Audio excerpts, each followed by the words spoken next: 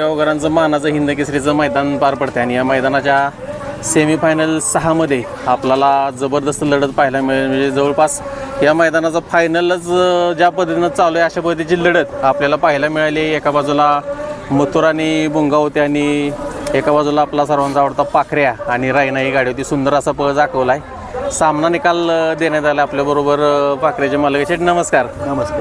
काय सांगाल कशा पद्धतीचा क्षण होता? आजचा क्षण म्हणजे असा एकदम थरारक होता. म्हणजे कोण कुठली गाडी जिंकल कुठली हरल ती काय सांगता येत नाही. हां हां हां. कुठेतरी शेवटच्या निकाल रेषेपर्यंत चोरस चालू होती. दत्त थांब. बघायला गेलं तर म्हणजे शेवटच्या निकालापर्यंत चोरस पाहायला मिळाले आपल्याला. काय सांगाल? म्हणजे असं दोन्ही गाड्या टॉपच्या होत्या, त्यामुळे कोण जिंकल कोण हरल ते सांगता येत नव्हतं. झालं होता दोन्ही सामन्यात होता. तर आता ही गाडी अचानक पळाली म्हणजे रायनाची आणि पाखराची. काय सांगा, पहिरा मला सकाळी बाहेर राहून सांगितलं होतं की पहिरा रायनाला झाला नव्हता, तर सकाळ रात्री फोन केला आणि गाडी भरून बाहेर आणलाय. आज झालं काय नक्की झालं? ते अचानक झालं बाहेर. तरी कधी झालं? रात्री आमचा साधारण 9 साडेनऊ वाजता झाला. बरं, म्हणजे आपण फोन केला का? हां, आपण दुसरं सुशांत पैलवानाने केला होता, त्यांच्या मार्फत झाला. काय सांगा, आज गटाला कसं स्पीड लागलं आणि सेमीला तुम्ही बघितलं? गटाला चांगलं स्पीड लागलं आणि सेमीला ते जास्त लागलं. काय सांगा, एकंदरीत आता पाखराचा बॅड पाहिजे होता, पण कुठं ना कुठंतरी पाखऱ्या परत तसं म्हणता येत नाही. बॅट म्हणजे कसं जरा मागच्या 1-2 महिन्यापूर्वी आजार होता जरा. बरं, काय झालं होतं नक्की? म्हणजे असं मैदान झालं ना, तर आपलं कुशेगावचं जरा नक्की उगाळलेला होता. त्याच्यामुळे ती मग 2 महिने जरा आम्ही थोडाच पळावला होता. 6-7 मैदान पळावला, त्यातनं 3-4 मैदान राहिला होता. हां, बरोबर राहिला होता. पण शेठ, कुठेतरी पाखऱ्याची एक खासियत आहे, अजूनपर्यंत त्यानं गाडी असली की कधी सोडली नाही, सहजासहजी दिलेलं नाही. आणि त्याला बैल पुरला की तो प्रत्येक वेळेस फायनलला पात्र झाला. जेवढे मोठे मैदान असते ते हिंद केसरी असू द्या, आपले महाराष्ट्र केसरी असू द्या मैदान, त्या मैदानात 100% नाव करणारच. काय पण नाव करून येणारच. त्याची ती एक कुठेतरी खासियत म्हणजे ती पण एक त्याचं वेगळे पण आहे की तो मोठ्या मैदानात कायम राहतो. हा, मोठ्या मैदानात म्हणजे पैरा पण असं मोठं होऊन जाते. पैरा मोठं होते, आता मग बारकी मैदान असते त्यात मग असंच पळावं लागतंय. आता आजचं बघा, आज एवढा मोठा सेमी होता, म्हणजे सगळ्या या बलगडी क्षेत्रात सगळ्यांचं लक्ष आजच्या या सेमी असं होतं की मुंबईचं ते दोन्ही बादशाह आहेत. बघायला मुंबईचं म्हणा, आपल्या महाराष्ट्रातलं म्हणा, ते बादशाह आहेत. तुमच्या मते आता तुम्ही बघितलं असेल, दोन्ही पण गाड्या कशा पळायला सांगा? दोन्ही गाड्या 1 नंबर पळाल्या गाडी. दोन्ही गाड्या 8-8 पळाल्या आणि सामन्यात उतरल्या गाड्या. आता एक म्हणजे महत्त्वाचा सामना झाला की हे होतं काय, एक गाडी कुठे पळायला लागते, तर तुम्हाला आता काय वाटतंय? नाही, आपलं नाही तसं काय, कुठली पळू द्या, काय ती पण आपलीच आहे, ती हे पण आपलाच आहे.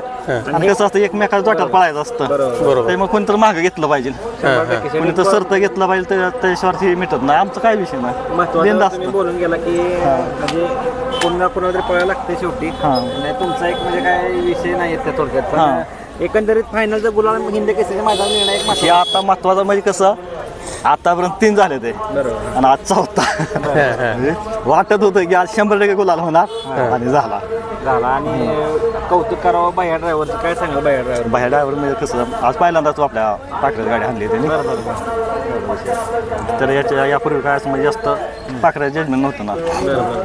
आज पहिल्यांदा आणलं गाडी आणि गाडी आज त्यांनी आपल्याला हिंद केसरी गुलाल मिळवून दिला, त्याचा आपण आभार मानतो. आता बघायला गेलं तर कुठंतरी तुमच्याकडे एक संयमी बैलगाडा मालक म्हणून बघितलं जातं. आम्ही एवढ्या दिवस तुम्हाला बघतोय, म्हणजे जिंकला तरी कधी जल्लोष नाही, हार झालं तरी कधी नाराज नाही. लय टेन्शन पाहिजे ते एखाद्या. आता हे कसं आजारी होता का मागचे 2-3 महिने, त्याने कधी गुलाल सोडलेला नाही. बाय चान्स एक जर मैदान त्यांनी मार खाल्ला तर 5 ते 6 मैदान त्याचं रेकॉर्ड बघा तुम्ही. आणि कंटिन्यू गुलाल होता. क्वार्टर फायनल तर आहेच का, तर आहे म्हणजे गुलाल तर आहे 100%. फायनलचं कंटिन्यू फायनलचं नक्की काय झालं त्याला, म्हणजे काय म्हणतात त्याला गोडची ताप झालता आणि पुढच्या पाया नका वगाळल्या होत्या. पायऱ्याचं काय म्हणतात तुम्ही, पायऱ्याची अडचण वगैरे काय? मग आता ही आजार पडल्यावर जरा थोडं का अडचण आलतीच. मग आता ही पळावली, आता ही मागचे 2-3 मैदान पळावलं. 2 नंबर केला त्या बळीभाव केसरी मैदानावर. ह्या जेव्हा पण राहिले होते आपल्या बलवडी मोठा मैदानावर सगळे टॉपर बैल. आणि आता त्या दिवशी निमसोडला पण राहिला. आणि काशेगावला आपलं म्हणजे पहिला सेमीत होतो रोमांच्या सर्जेच्या, मार खाल्ला 2 नंबरला उतरली गाडी थोडक्यात मार खाल्ला होता. गुलाला तर आहे तो काय क्वार्टर फायनलला का होईना गुलाल सोडत नाही गुलाल सोडत नाही. कुठलं मैदान असू द्या आता जरी मार खाल्ला तर 2 नंबरला उतरणार निघाला की ते मग त्याचा विषयच नाही. पाखरे कुठल्या खांदी बोलतो जास्त? थांब डावी पब्लिक डावी पब्लिक. त्याचं जास्त स्पीड कुठलं म्हणजे जास्त स्पीड कुठनं उचलतो जास्त स्पीड मध्ये कसं जसा कच्चा दिसेल असं हां पुढं कच्च्यावर जास्त स्पीड असतं डबल टिबलनेस. गाडी शेजारी हा, सुद्धा शेजारी. लेच ताव तोडतोय. आणि पब्लिकने पण तेवढाच पडतो जास्त पडतो प्रेशरने पडतो.